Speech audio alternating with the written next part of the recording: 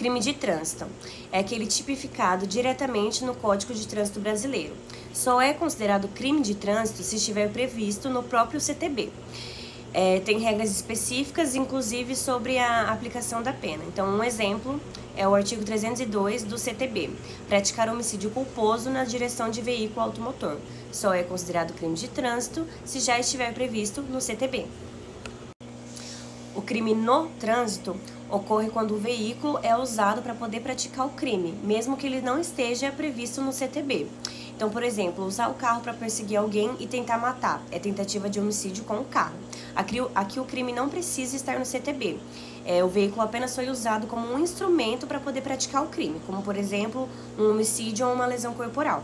Então, crime no trânsito são crimes que a gente utiliza um veículo automotor para poder praticar o crime e que não estão no Código de Trânsito Brasileiro.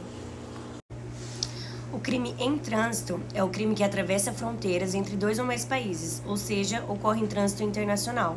Um exemplo disso é o tráfico internacional de drogas. A droga sai de um país e entra em outro.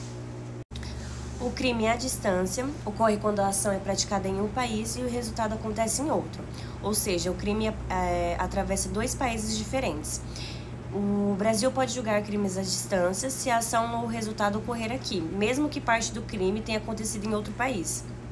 Por exemplo, enviar carta-bomba do Brasil para outro país. Então, o foco do crime à distância é a ação, o início da ação começar em um país, mas o resultado dessa ação acontecer em outro país. O crime plurilocal é o crime que ocorre em dois lugares diferentes, só que estão dentro do mesmo país. Então, geralmente, a ação ocorre em um local, mas o resultado acaba acontecendo em outro.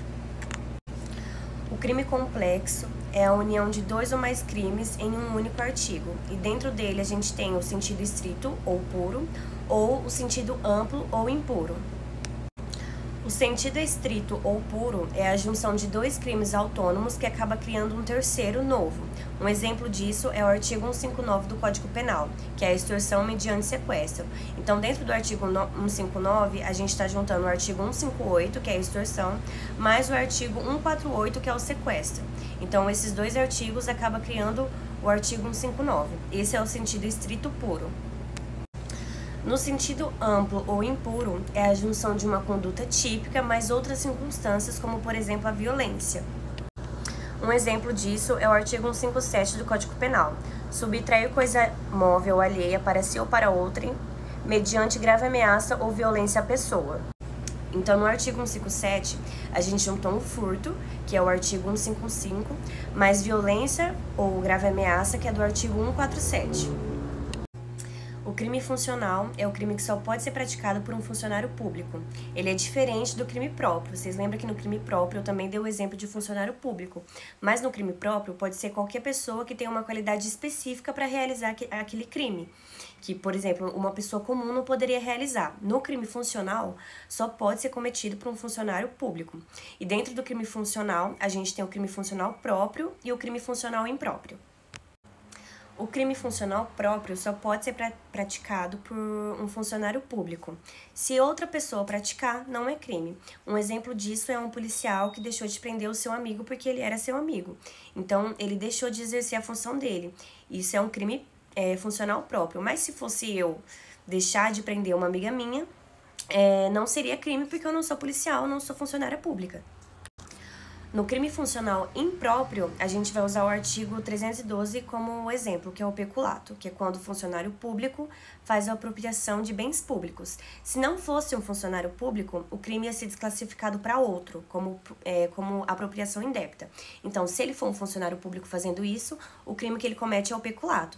Agora, se fosse uma pessoa comum, o crime que a pessoa ia cometer é a apropriação indébita.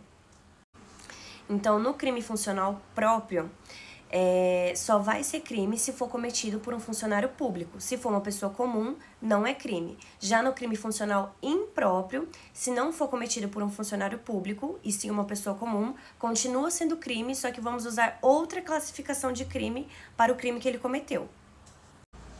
O crime transeunte é aquele que não deixa vestígios materiais, não tem prova física direta dele.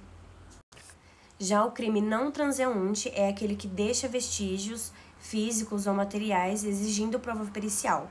Um exemplo disso é o homicídio ou a lesão corporal.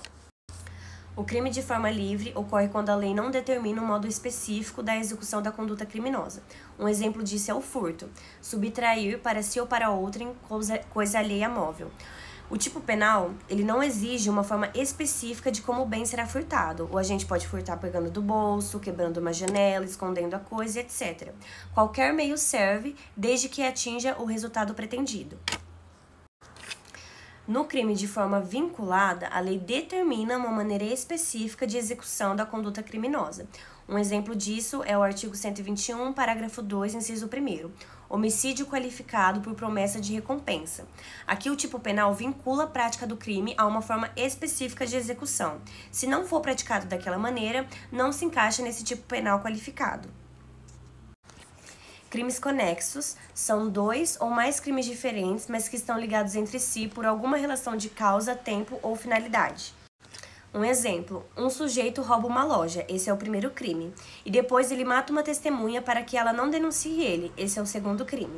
Esses 2 crimes são conexos porque o homicídio tem ligação direta com o roubo.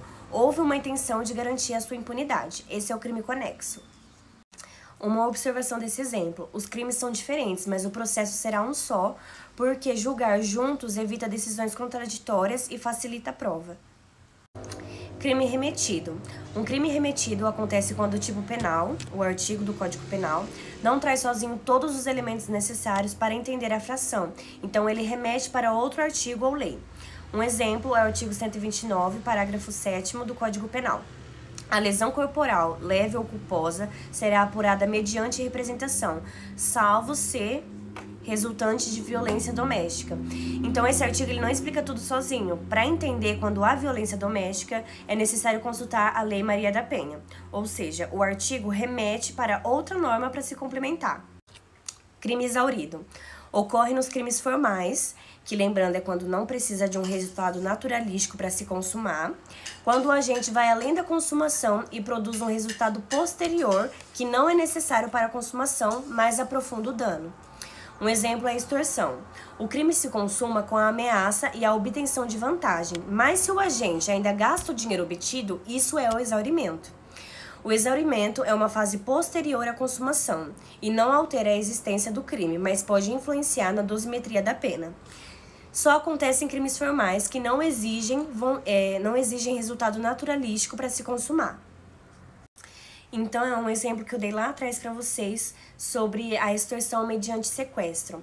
A partir do momento que ela sequestrou a vítima e fez lá todos os processos do tipo penal, menos conseguiu o dinheiro, ali o crime já está consumado.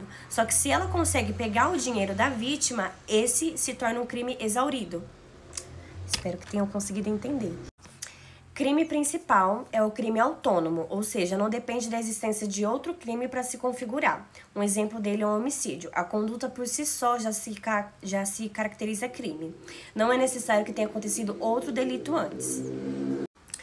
Crime acessório ou parasitário, que é totalmente diferente do crime principal. O crime acessório, ele só existe porque aconteceu um crime antes dele. Então, por exemplo, eu fui e roubei um celular, um iPhone 16 e tô vendendo ele por R$500 e alguém vai lá e compra. Essa pessoa obviamente sabe que esse produto é fruto de um roubo que eu cometi, mas mesmo assim ela vai e compra. Isso é uma receptação do artigo 180 do Código Penal. Então esse é o crime acessório. A pessoa cometeu um crime vindo de outro crime. E claro que a pessoa tem que ter consciência disso, que ela acabou de comprar um celular que foi roubado.